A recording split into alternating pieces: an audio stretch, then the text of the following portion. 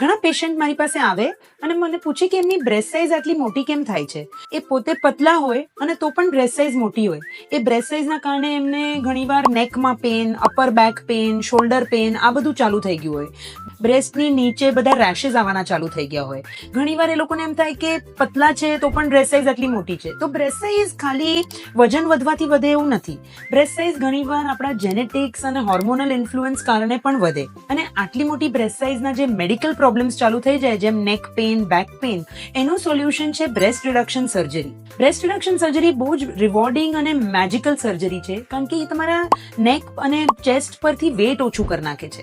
Surgery પછી તમને તરત જ હલકું લાગવા માંડે અને તમારું બોડી વધારે એક્ટિવ થઈ શકે.